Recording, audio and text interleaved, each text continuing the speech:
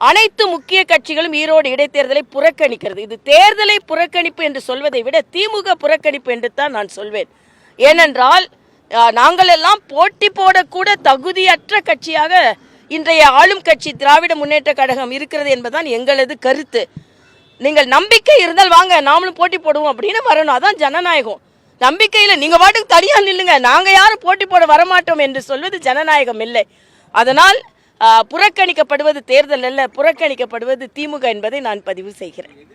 அனைத்து முக்கிய கட்சிகளும் ஈரோடு இடைத்தேர்தலை புறக்கணிக்கிறது. இது தேர்தலை புறக்கணிப்பு என்று சொல்வதை விட திமுக புறக்கணிப்பு என்று தான் நான் சொல்வேன்.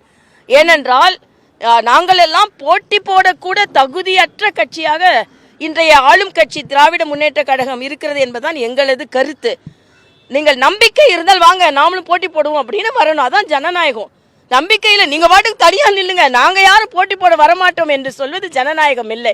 அதனால் புறக்கணிக்கப்படுவது தேர்தல் அல்ல, புறக்கணிக்கப்படுவது திமுக என்பதை நான் பதிவு செய்கிறேன்.